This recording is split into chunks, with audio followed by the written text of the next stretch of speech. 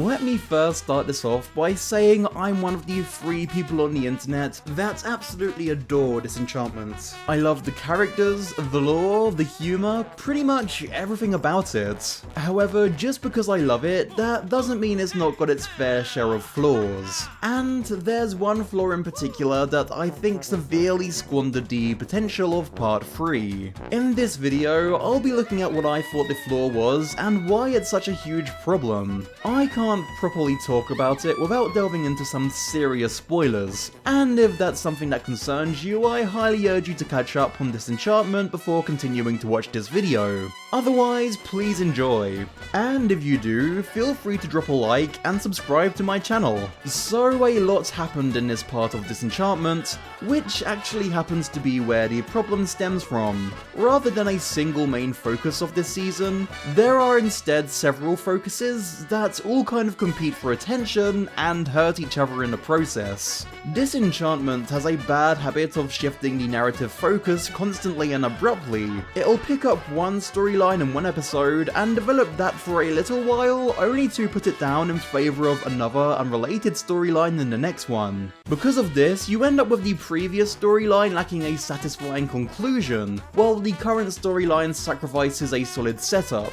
In my opinion, the show really needs to pick one main focus, and it needs to take time to develop and finish that before it moves on to the next one. It can, of course, take the occasional brief detour. I have no problem with filler or side plots. In fact, that kind of episode was my favourite of the installment. With that being said, it shouldn't feel like it's completely abandoning one story to tell another, especially when the parts are only 10 episodes long, and it doesn't really have the time to keep jumping around from one plot to the other. Alone, most of Disenchantment's ideas have tons of potential and are very interesting. I'd otherwise be very excited to see where they lead. However, there are so many things going on all at once in such a messy, non-sequential way that these stories don't have the time and pacing that they need to be given. So don't get me wrong, the show will eventually revisit these storylines it puts on hold, but by the time it does so, it feels completely out of place because so many things happen in between where they last left off and when they're revisited. The storyline that suffered the most from this is the threat from Steamland.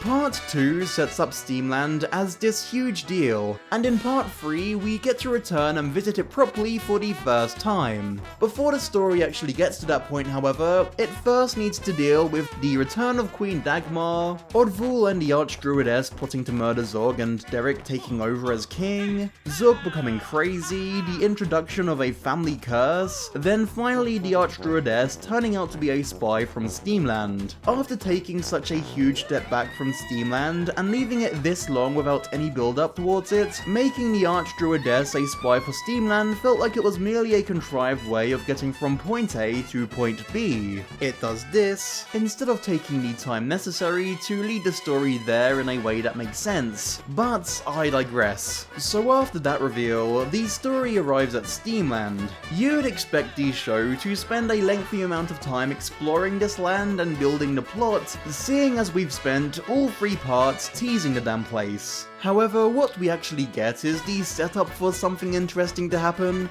yet nothing interesting actually happens because Bean abruptly decides she needs to leave and get back to Dreamland. There's no time to tell a compelling story. The show just rushes off to the next plotline. We spend a grand total of 2 episodes in Steamland. 2 goddamn episodes. I guess we'll see where that goes in the next part. Cool, I guess. Not only does the story suffer from this lack of focus and devotion to a single narrative, but individual character arcs become far weaker when they otherwise would be as well.